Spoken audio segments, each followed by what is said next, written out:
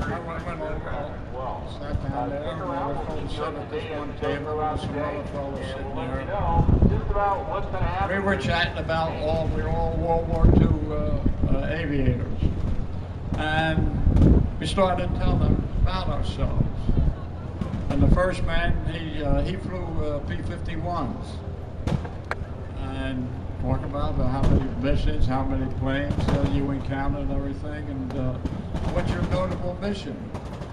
He said, well, I believe I was the only B-51 pilot that shot down a 262. Well, I had no idea that even ever happened. Well, that was something to be proud of. And the next man, and he had an accident, and I asked him what he did. He said he flew for the German Luftwaffe, and he flew 109s and W190s. And talking about one, I said, "What? Do you have a memorable flight?" He says, "Yeah." He says, "I was flying along in my 262, and he's the guy that shot me down." Well, then another one, he started to. I asked the other one. I said, "Well, what's yours?" He said, "Well," he said, I was at Pearl Harbor. Pearl Harbor happened.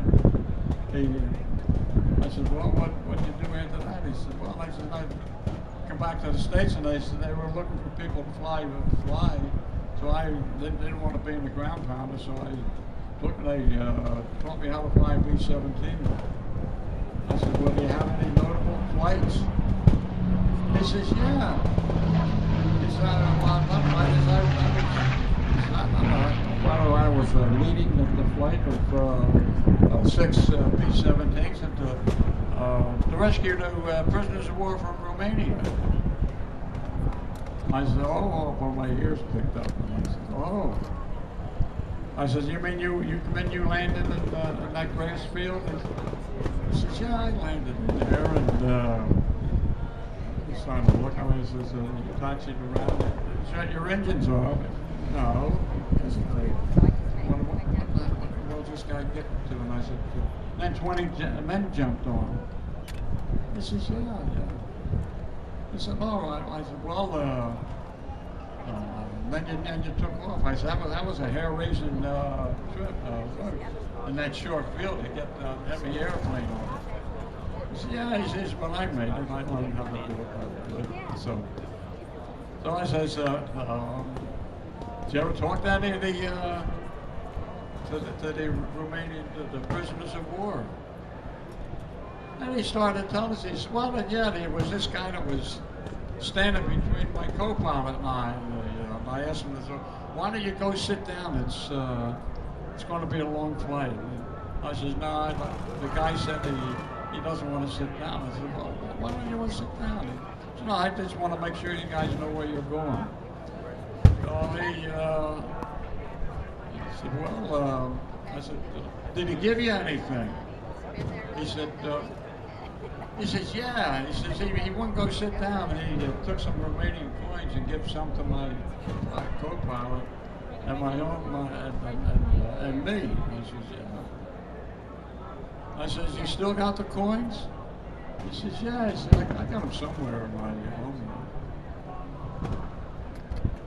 So, ladies and gentlemen, sitting right among you here is the man that flowed me to freedom. Hank, stand up. Stand up, Hank.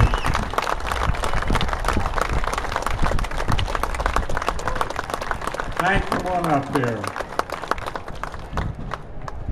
My 63-year quest was resolved.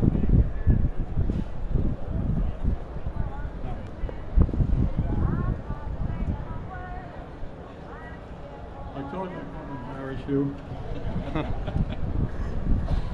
But that was a memorable occasion. After looking all these years for Hank. And I finally found him.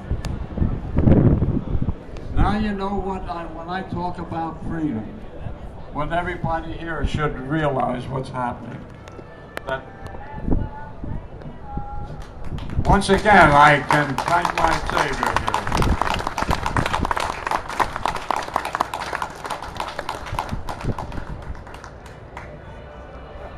Say a few words, man. Only a few. If I'd known this, I'd have been long gone. Yeah, I saved him. Give him heck a couple times.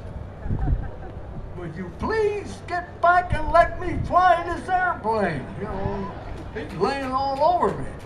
He didn't tell the story like it. So I take off, and finally I see on the horizon the ground. I said, Sergeant, look here. I pointed out over the nose. I said, take a look, Sarge. Freedom. It was freedom for him. I'm so glad. Really.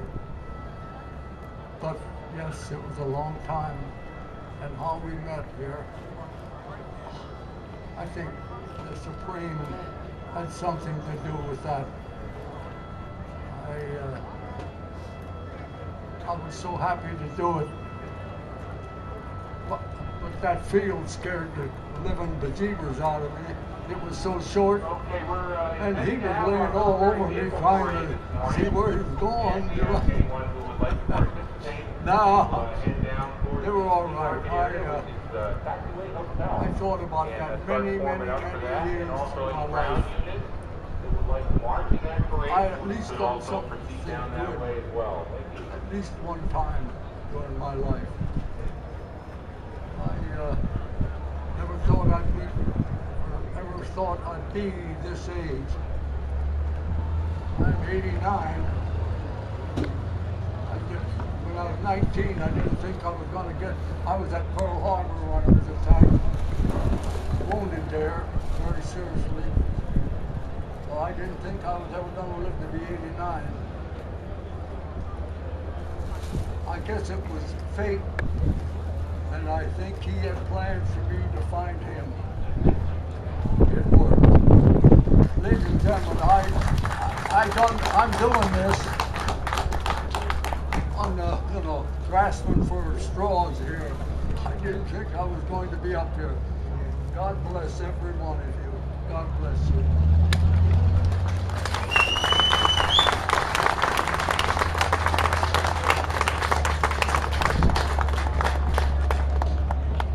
Ladies and gentlemen, I know Hank will agree what I'm going to ask you now.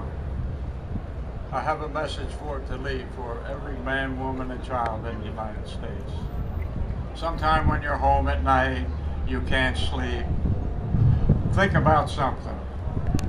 Think about that one word that should be the guiding virtue of every man, woman, and child in the United States and also in the world. And that word is freedom.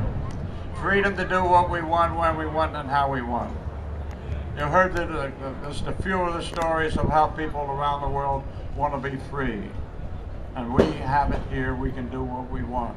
And sometime when you can't sleep, you think of all of those men, those 400,000 men that went in World War I. Oh, close to 50,000 in Korea, 50,000 in Vietnam. Ladies and gentlemen, we have to say prayers. When is it all going to end? We have to know this. Well, I'd like to ask everyone to just think of one fact that what we hear so easily said on the television when politicians are talking, when they're talking about America.